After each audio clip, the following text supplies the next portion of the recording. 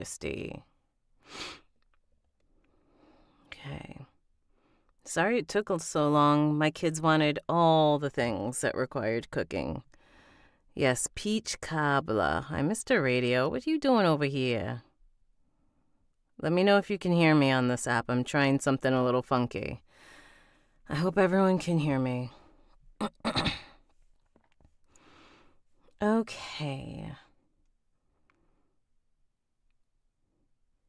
Omi, so you can hear me? You have extra, yeah.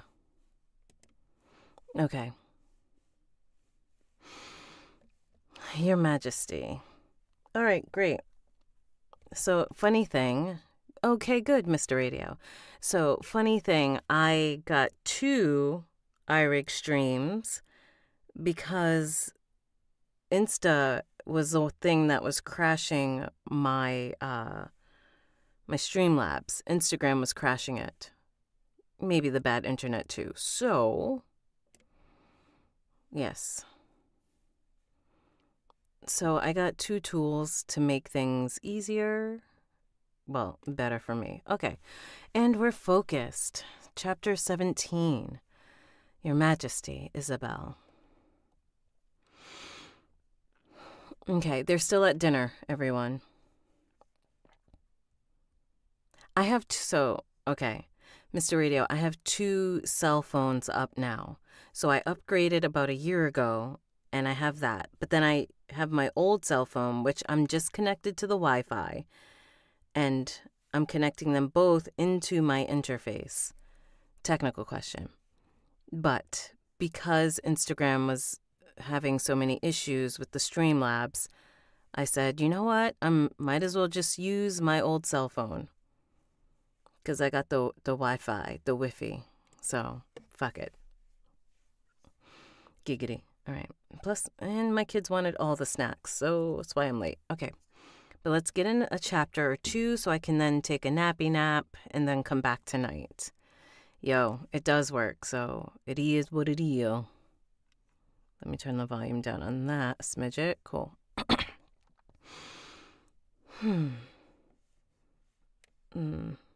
Looks like my Twitch isn't back up. Nothing's back up on that side. Odd. Okay. We're just gonna have to go with it.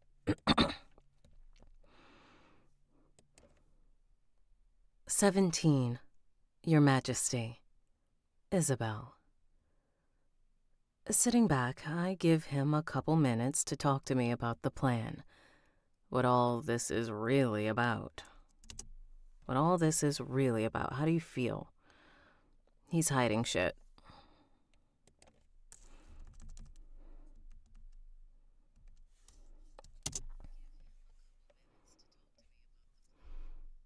What all this is really about. Saying he's not forthcoming. Oh, let's leave that. Let's leave that space there.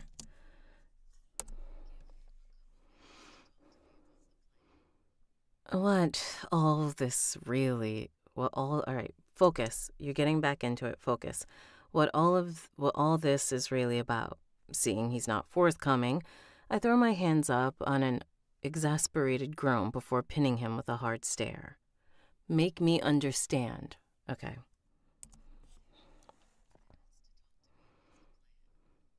What all this is really about. Seeing he's not forthcoming, I throw my hands up on... I heard you. I heard you, and we will fix you.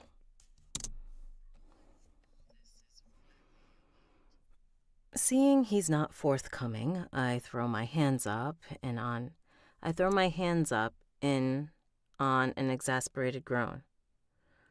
I think that's transposed. So I'm going to fix that, SK. If you are here, I believe that's transposed.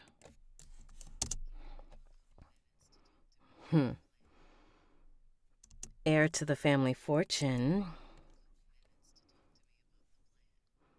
What all this is really about. Seeing he's not forthcoming, I throw my hands up on an exasperated groan. before pinning him with a hard stare. "Make me understand," I say, scooping up a bit of cobbler and holding it aloft. "Make this make sense to me. How did all this get started? You said this is the King Dynasty way. So did your dad do this to your mom? Your siblings do this too?" I put a bite in my mouth and fight like hell not to moan because this is the best dessert I've ever had. King continues to pierce me with his gaze. I feel like I didn't miss anything. Okay. I felt like I missed a chapter. I didn't. I'm just being paranoid. Yes, we're just being paranoid.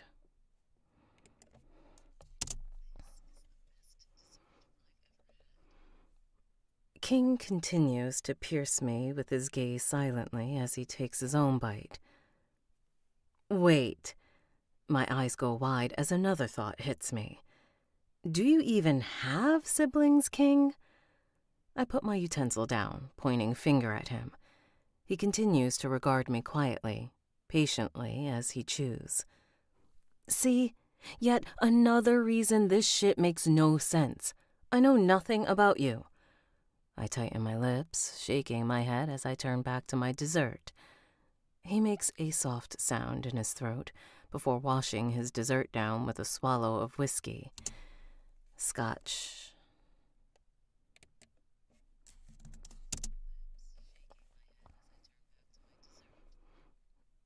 We're switching it to scotch.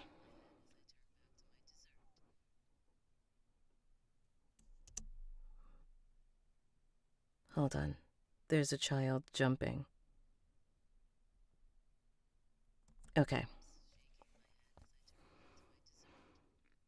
He makes a soft sound in his throat before washing his dessert down with a swallow of scotch. Offended, my head recoils as I frown at him. Jesus, why do you always have to be so crass? I never said anything about fucking anyone. He interrupts me. King's smooth voice caresses over me like velvet, and I glance at him out the side of my eye, not quite sure how I like my new nickname. Probably as much as he doesn't like being interrupted, which I continuously seem to do. Get him.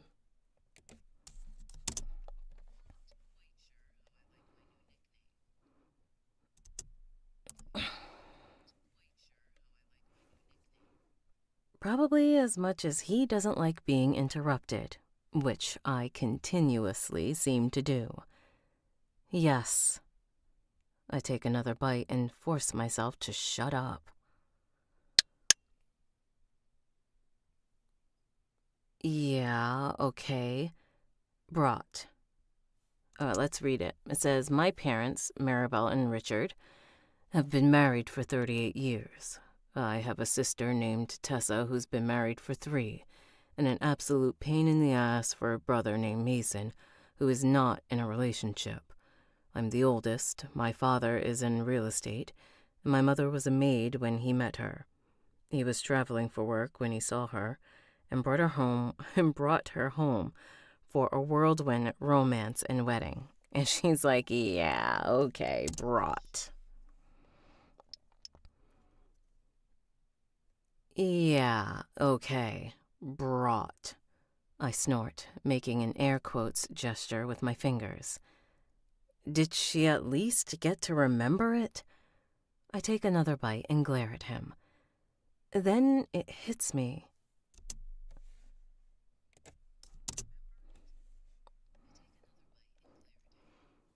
It hits me then that I'm honestly pissed I didn't get to plan our wedding.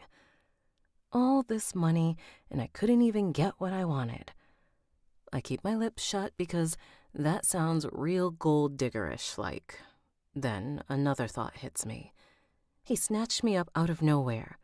So even if I was a gold digger, it'd kind of served him right, wouldn't it, since he kidnapped me? You know he did research on you, boo. It'd kind of serve him right, wouldn't it? I feel a smile cross my face at the prospect of spending a shitload of his money on something nonsensical. Dear God, my mouth is struggling today. On something nonsensical just to see the look on his face. He grumbles. Nothing. I clear my throat, snapping out of it. King says softly. I eye him, my gaze falling to his hand. Probably about as much as it bothers you to have your hands messed with. King gets his own devilish smile. He snatches up my hand and kisses it, working his way up my wrist. Kiss. Kiss. I flush, my eyes going wide as I pull my hand away. Okay, I say, shakily, feeling my lips tremble. He says, does that bother you then, that you can't remember our wedding? Well, if that's the case, let's get married again. And again. And again. So she's like, stop kissing me, okay.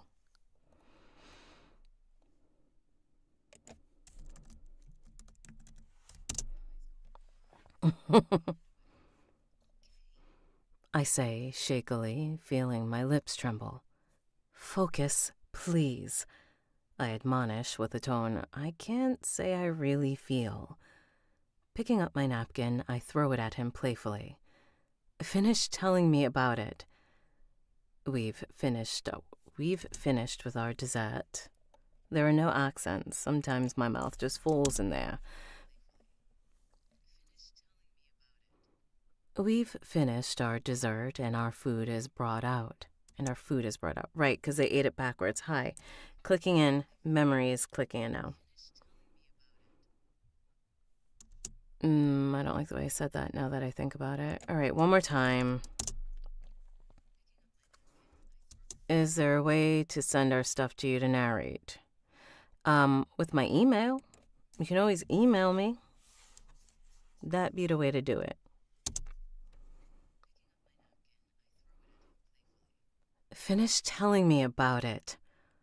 We've finished our dessert and our food is brought out. He waits until the domes are removed and Marianne leaves the dining room again before he talks. His eyes flicker across my face before he picks up his fork. Let's not go up on an upward inflection. Fucking A. Hi, Laura.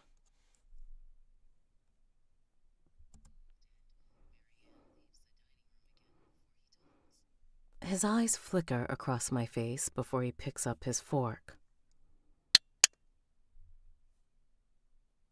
So let me read you what he says. He says, so about 260 years ago or so, when all the wealthy families in the country were making a name for themselves, some mafia, some oil, I hear my kids, some oil tycoons, railroad, that sort of thing. Mine became infamous for their jewelry trade, requiring a lot of travel, as you can imagine. It depends on how many words are in the book.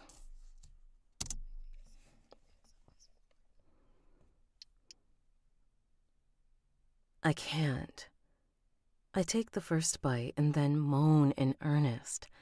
I don't know who the chef is, but they're going to get a personal thank you. Intrigued, I giggle. Oh shit, sounds like drama.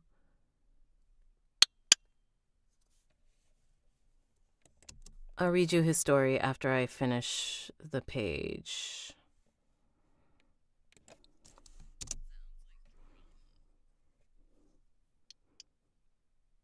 I frown. Wow. Sitting back, he eyes me carefully. What else is new? I snort, taking a swallow of my wine. Women have been men's backbones for eons. Okay, so here's his story.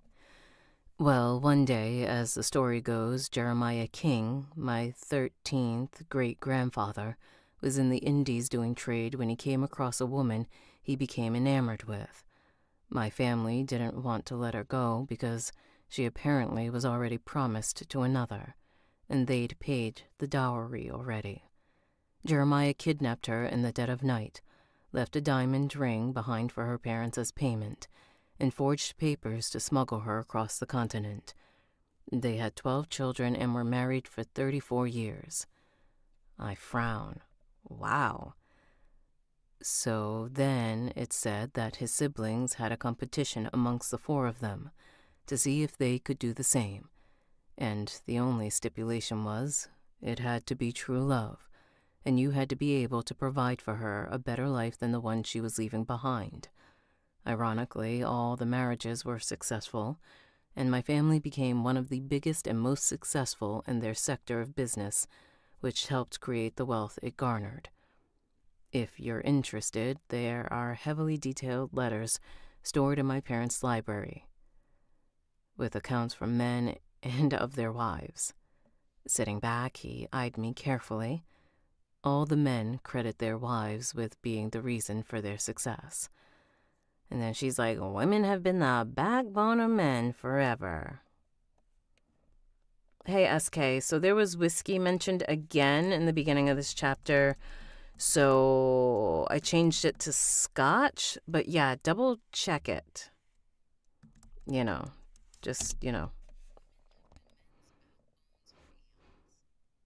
King smiles at me, making a shiver race up my spine. My jaw drops. That's fucked up. We engage in another staring contest. For the women? Oh, she's like, for the women, you stupid man. And I'll read that to you. No, that's a declarative. For the women, you stupid man. King tilts his head, giving me an interesting once-over. Sure, enlighten me. I give him a sarcastic look. His blue eyes bore into mine, rendering me mute. That sounds psychotic, to be perfectly honest. Oh yeah? What happened? My eyes narrow as his gaze thoroughly rakes over my face, making me tense at what he might be thinking. I might be a wild card, but I'm not a murderer. I slow clap. Good for fucking her.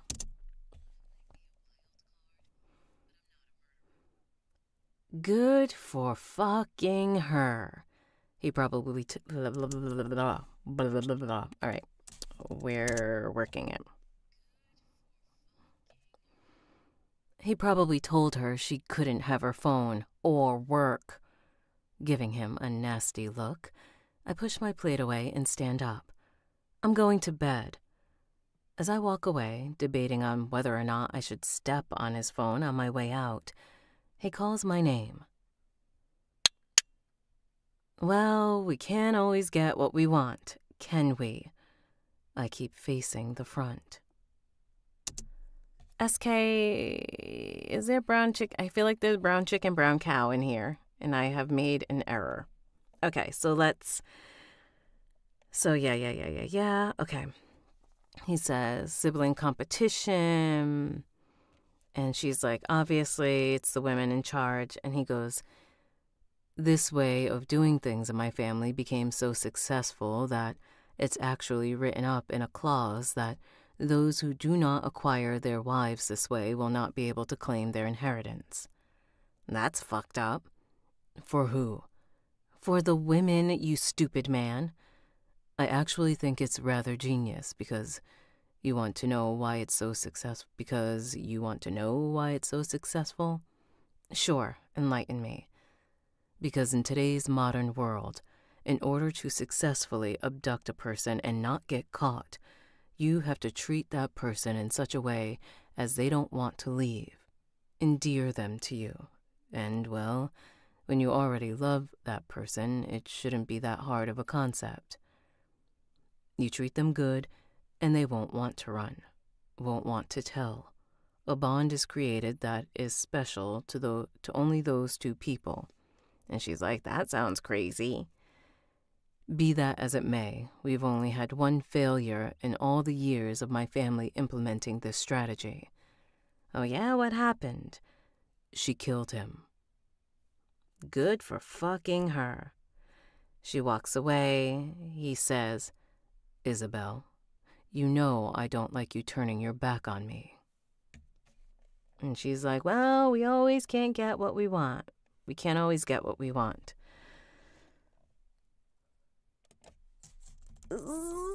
Okay.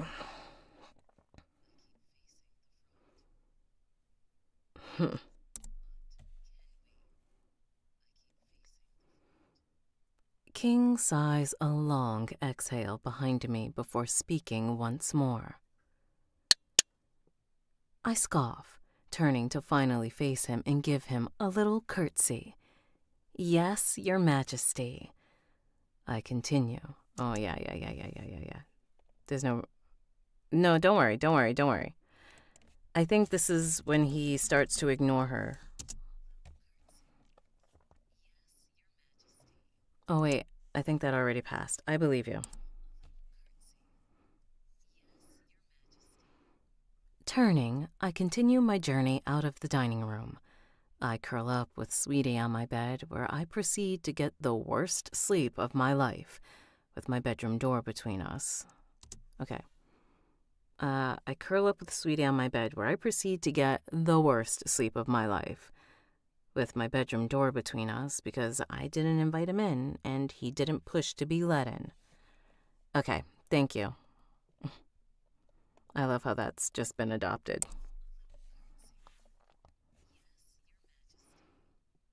Turning, I continue my journey out of the dining room. I curl up with Sweetie on my bed, where I proceed to get the worst sleep of my life, with my bedroom door between us because I didn't invite him in, and he didn't push to be let in. And to say that fucks with my head is an understatement.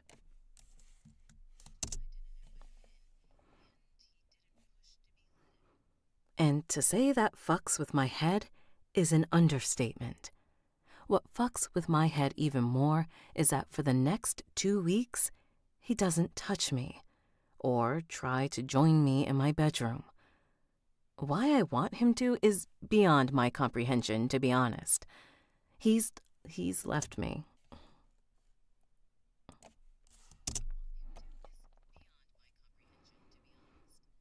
He's left me in this house with nothing to do except go over food menus for the house, pick what we're having for dinner, watch TV, and sketch while he gets to work. I've attempted to run on exactly 6 occasions, and am prevented from making it out the door each time by Xavier or Gustavo, depending on which one of them is with me. My attempts are feeble. The memory of King going crazier than me sobers me considerably. However, I've torn up both our bedrooms in a fit of desperation, and I've spent 5 dinners refusing to eat. And every time I refuse dinner, he sits with me until I eat, even if it takes until 1 in the morning. He also sits with me the next morning and forces me to eat breakfast, like a child. He ignores any requests for my phone or for me to leave the house. When I asked if Fabian had inquired after me, Fabian is their mutual contract together.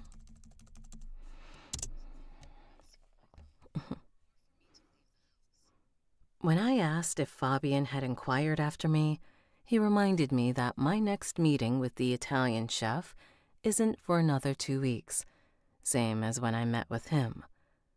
But 2 weeks hanging in limbo without much reassurance from King doesn't give a girl hope. 2 weeks being in the presence of his charismatic, sexy, of this. Oh, the torture. Oh, the torture. 2 weeks being in the presence of this charismatic, sexy, smoldering man with nothing but looks, spoken words, and respectful distance. It's utterly draining me. I go to bed every night with my skin on fire, wanting him to join me, fuck me, something. But he won't even kiss me, won't even make the first move. And now that I've got a taste of what good sex is, of how his hands feel on me and how his body feels against mine, I want more, crave it. But God damn him for doing this to me. How can I want to let my captor torture me? Captor.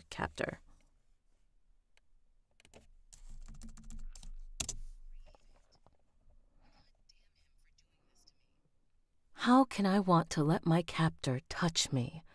I can barely wrap my brain around the fact that I'm in this situation.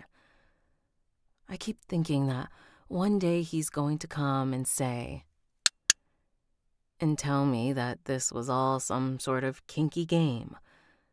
But when I look down at the wedding ring on my finger, that's obviously not so obviously.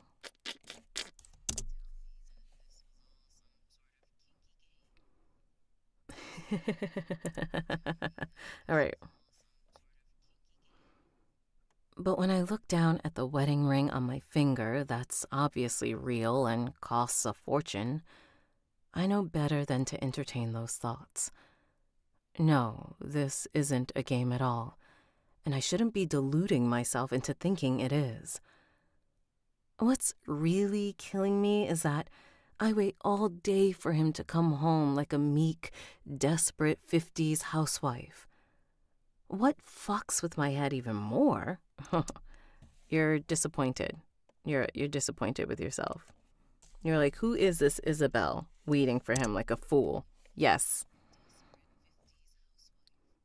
What fucks with my head even more is that if he let me loose this instant and told me he wanted to date me, I'd go out with him. All right, we're adults. What fucks with my head even more is that if he let me loose this instant and told me he wanted to date me, I'd go out with him despite everything that's just transpired between us. Let's fix that. Yay, Rachel.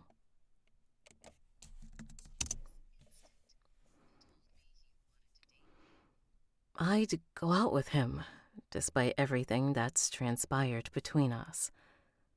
I spend my days with the wheels of my mind turning, driving me insane. I need to stand up for myself. But how? Friday morning. All right, so new section, new thought, new time of day.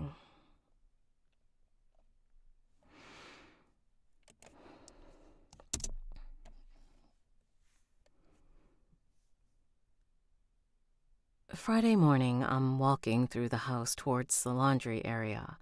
Laundry room. Friday morning, I'm walking through the house towards the laundry room, determined to find something to do to keep my hands busy, when I hear voices speaking in hushed tones behind the cracked doorway. I almost back out, because the last time I went lurking around cracked doors, I found trouble.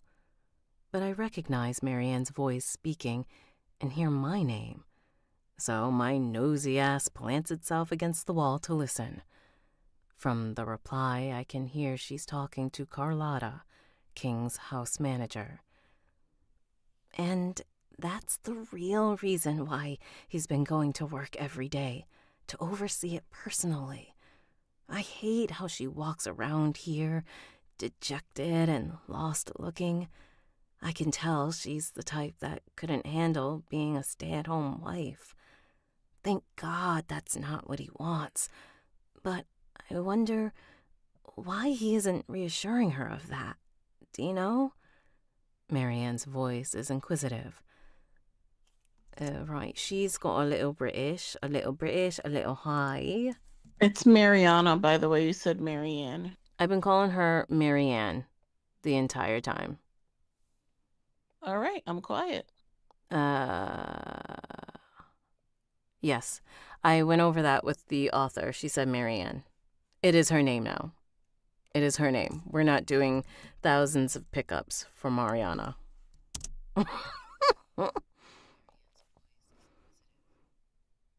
You think he'd tell me why? Carlotta's high-lit voice. Lilt.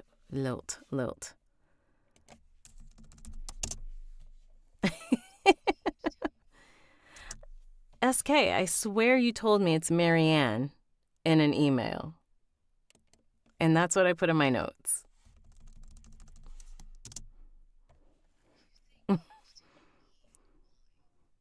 Carlotta's high-lilt voice. Let's make her voice. She's already spoken, but it was on a whisper, so we can play with that. You think he'd tell me why?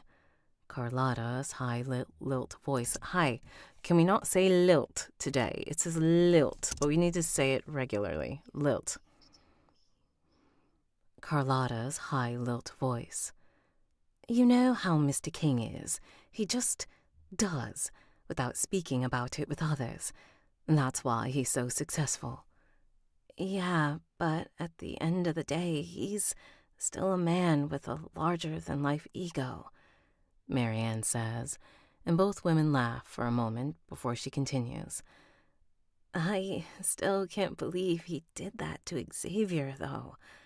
I've never seen him so violent. He's always so respectful toward all of us. The security knew what they were getting into. I was there when the contract was drawn up and they agreed to it and signed it. You know how Mr. King operates. If we all follow the rules, follow, let's fix your mouth. If we all follow the rules, then we'll be okay.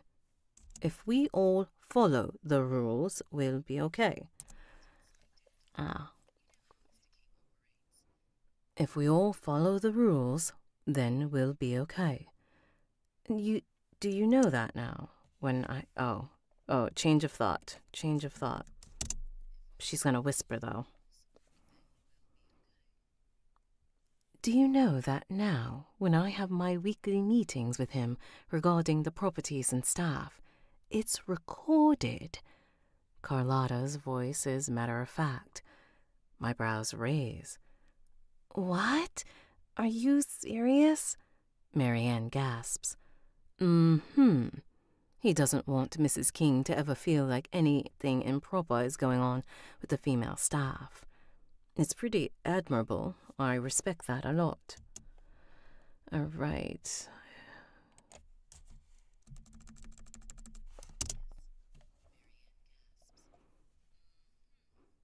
He doesn't want Mrs. King to ever feel like anything improper is going on with female staff.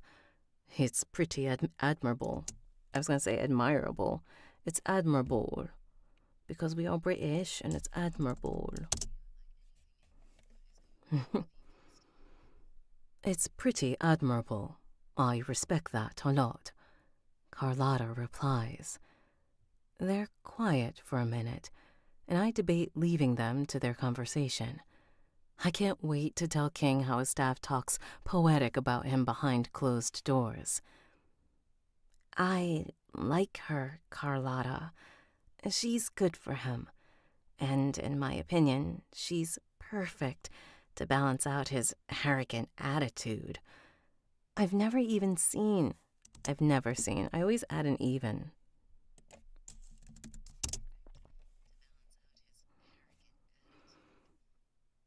I've never seen a man so enraptured by a woman before. I'm a little jealous, actually. Marianne giggles. I want a man who thinks about me the way he considers her. Do you see the way he looks at her when she's not looking? It's dreamy.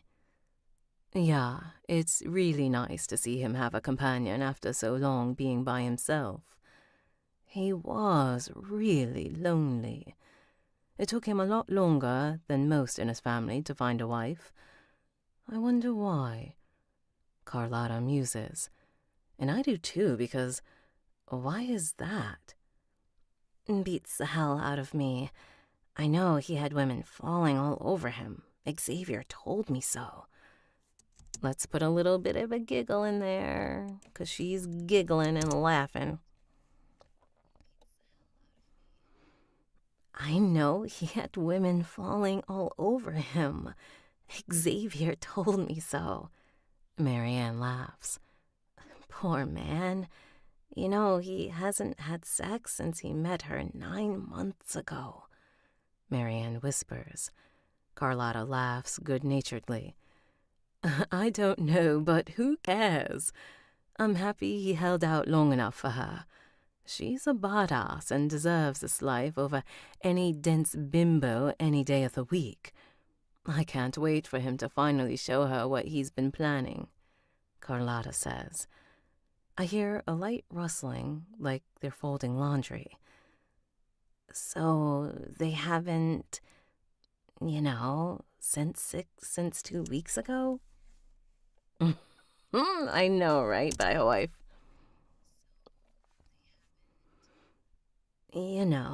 Since 2 weeks ago? I had to make that bed, and my God, is all I have to say about that. All right, we're not leaving that much space. She's being super gossipy. So let's bring it in and be like, girl, did you see that? Oh, she's saying, so, my friend, come closer. We're going to talk some shit. Or you want, so they haven't, so, like that.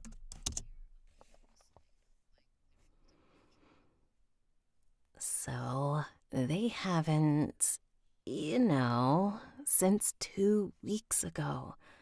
I had to make that bed, and my God, is all I'm saying about that. It certainly looked like he hadn't had none in 9 months from the state of their sheets. I slap a hand over. Okay. I slap a hand to my mouth, feeling my face burn a bright hot red. Oh my God. Carlotta gasps. Mary Ann. What? She giggles. I'm just saying, they seem compatible, passionate. What happened? Stay out of it, Marianne. It's none of your business, she says in a warning voice. Warning, she's not giggling. Stay out of it. It's none of your business. I know, right? Stay out of it, Marianne. It's none of our business, Carlotta says in a warning voice. All right. So, how's Joey doing? School going good? Yes, he's in the 7th grade now. It's an evil time in a mother's life, I swear. As they continue to talk, realization is kicking in.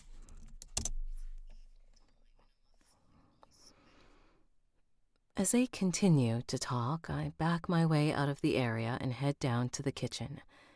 Maybe Chef Gerard will let me help cook dinner. She's like, I'm not going in there and folding laundry now. Maybe Chef Gerard will let me help cook dinner. I haven't spent any time with him yet, and it's overdue that I meet him and see what the kitchen is about.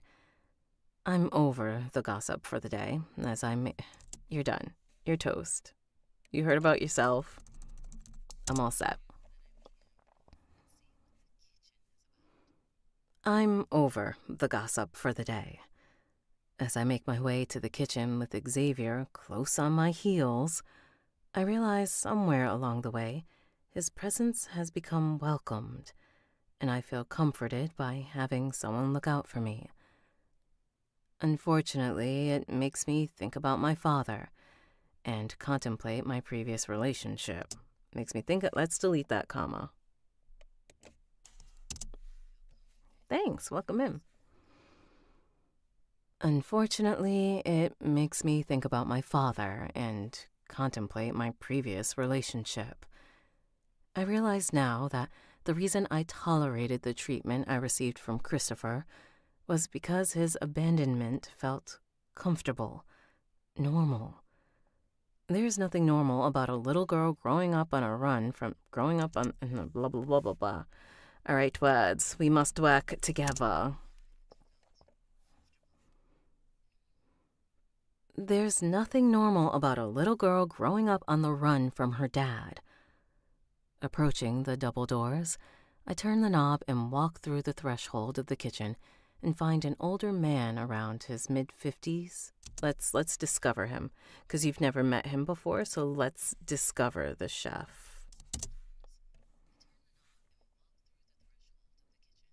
And find an older man around his mid-50s with blonde hair that's going silver, standing at a trash can peeling potatoes in a white chef's jacket. I push the rest of the way through the wooden door and clutch my hands in front of me, clearing my throat. At the sound, he looks up, piercing me with his green eyes and warm smile. All right, we have the Italian chef who has an Italian accent that I don't have to worry about. His voice is comforting. The heavy Italian accent reminds me of Fabian, and I wonder briefly if they happen to know each other. Hi there. I smile brightly, walking closer to the island, seeing he's got various ingredients laid out for dinner. For dinner laid out. Stop transposing the text.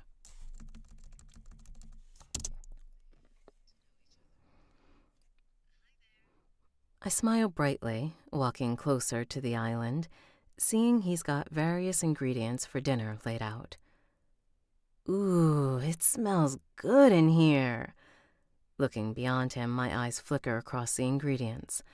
A pan with sizzling chicken, another pan with boiling water, and broccolini. Broccolini. All right.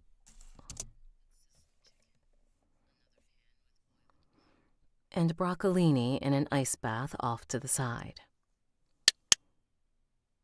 Oh, I scoff, sitting gingerly on a stool at the island. Is it okay for me to sit here? How do you feel? How do you feel? You want to be helpful. You don't want to impede and bother him while he prepares for dinner, but you need something to do.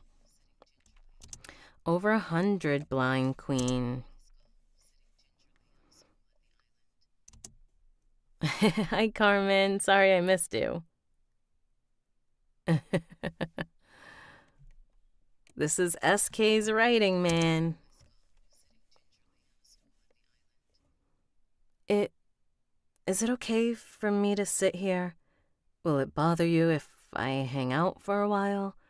I ask tentatively, seeing him throw a little grin my way. Oh, my eyes go wide, the thought of a refreshing drink already brightening up my day.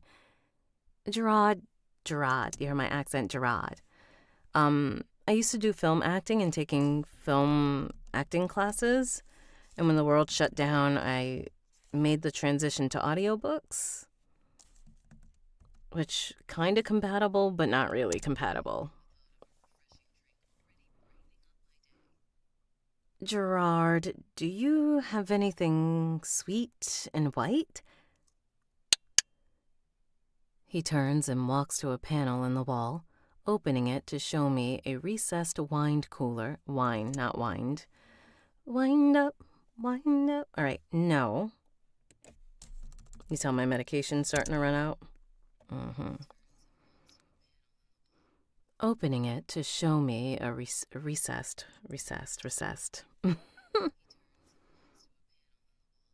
opening it to show me a recessed wine cooler with what looks to be about 5 dozen white wines. He picks one out in a smooth movement, placing it on the countertop in front of me with a flourish. Looking up, he winks before opening a drawer and producing a wine opener. I giggle as he works to uncork the wine bottle. Okay, but only if you share a glass with me. It's no fun drinking alone. I smile at him, liking the chef. So, is there anything I can do to help? I'd really like to help Gerard. I'm not used to being lazy. I scrunch my nose, pinning him with a look.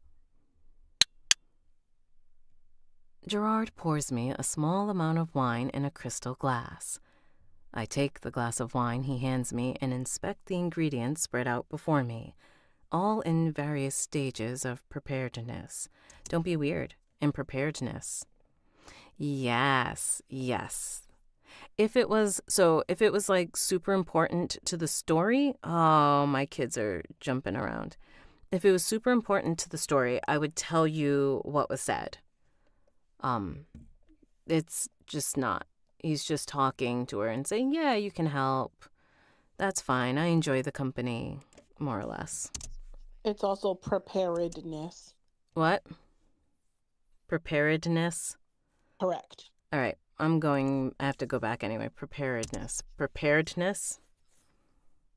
Say it one more time, snot face. Preparedness. Ugh. All right. I believe you, though. Preparedness.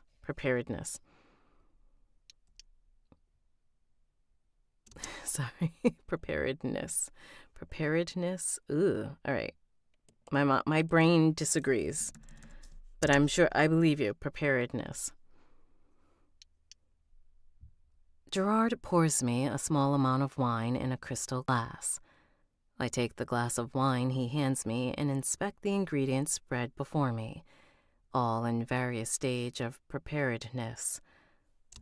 I didn't mean to say it like that. Preparedness. Quickly. All in various stages of preparedness. I take a sip and then smack my lips appreciatively before frowning, seeing he's pushing the wine bottle to the side. Oh no, Gerard, please. Oh no, Gerard, please. Just one little glass with me. You're being kind, so you're not going to be the bitch that you are. Oh no, Gerard, please. Just one little glass with me. I put on my best pouty face, determined to make another friend in this larger-than-life house, and it's larger-than-life house, and it's beyond loyal staff. Delete that comma. I put on my best pouty face, determined to make another friend in this larger-than-life house, and it's beyond loyal staff. He gives me a wink and pours himself a splash in an even smaller glass before sliding me a knife and a cutting board. Smiling, I take a couple onions and begin to slice, ignoring the way he looks at me with a slight judgmental glint in his eye. Ugh, I miss being in my kitchen. Do you really? I didn't believe myself. So what's on the missus' mind tonight? Come to pay old Gerard a visit,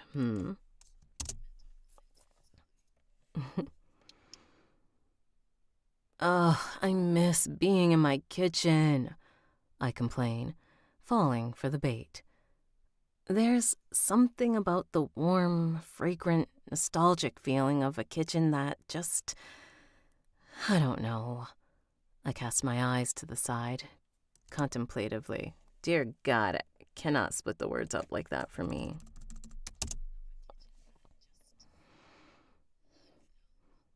I cast my eyes to the side contemplatively. It makes everything feel homey and right. Like you come in after a long day, and the steam from the pots and the sound of vegetables being chopped just makes everything a little more better than it was before. You know? Gerard nods. No, we gotta speak the regular English. Gerard nods, turning to put the potatoes in the boiling water. I stand and bring the board with onions to the stove and set it down. He nods at me as he begins to salt the water. While I'm busy dumping onions in the chicken, not in the kitchen.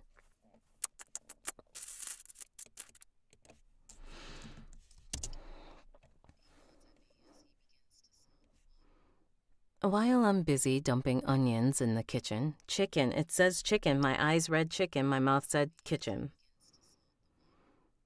While I'm busy dumping onions in the chicken, I notice Gerard peeking at me out the side of his eye. What is it? I laugh. Gerard cocks his head, giving me a sly grin that makes me smile in return. Oh, yeah? I laugh. Like what? The look on his face causes me to bite my lip to keep from laughing, because it's true.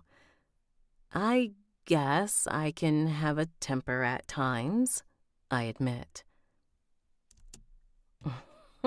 He says, well, other than the fact that you have an aversion to noodles, that is enough to make this old Italian almost perish away. I've been informed that you cause quite the ruckus when you're upset. Do it, lady. He takes me by the shoulder and turns me to another set of hidden shelves in the wall.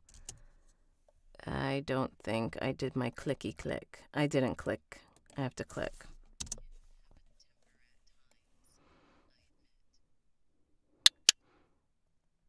He takes me by the shoulder and turns me to another set of hidden shelves in the wall, where he pulls back a cabinet, showing me a dozen cast iron skillets in an array of sizes. Gerard! I gasp, looking at him with an arched brow. So Gerard said, well, I am of the belief that every woman is a master of her kitchen, and as master, you should always know where the cast iron skillets are. More or less so that she can hit them with the cast iron. It's a joke. Gerard throws me a sly, knowing grin and steps away to go back to the stove. I can't believe what this man is insinuating, but just like I've gleaned with some of the other staff, yeah.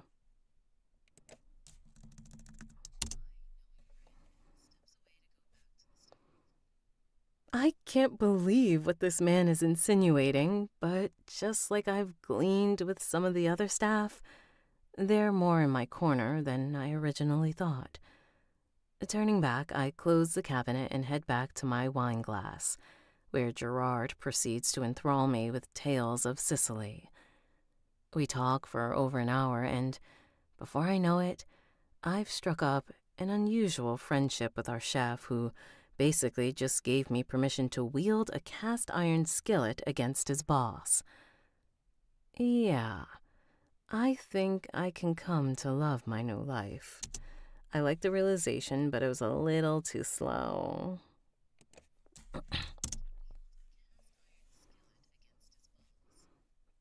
Yeah, I think I can come to love my new life. Now, if only I can get my phone back from King and my business before I'm forced to go upside his head with one.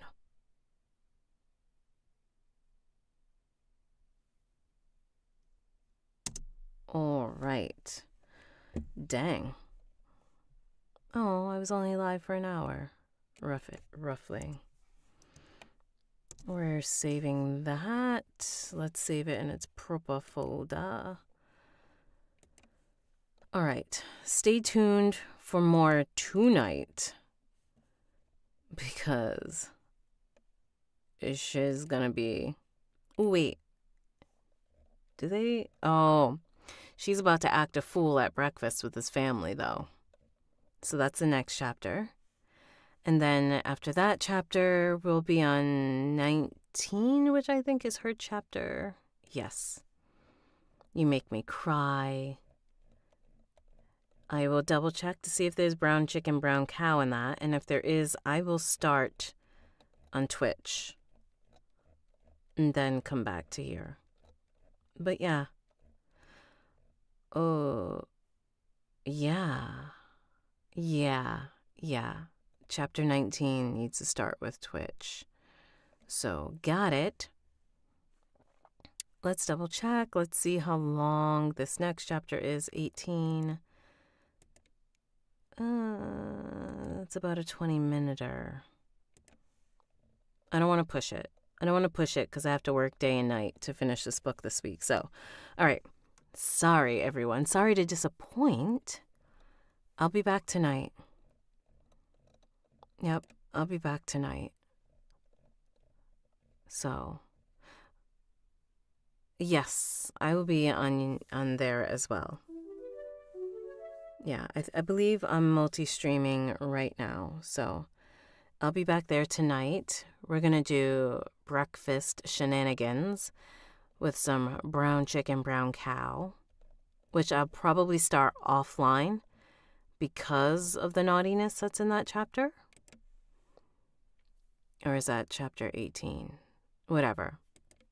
I'll be starting somewhere else, not on this app. But yeah, all right. So I will see you guys then. Hi, LB. LB is another narrator doing his damn thing. But yeah, all right, guys, head out. I'll see you. I'm going to take a nap. And I'll see you guys tonight. Oh, yeah.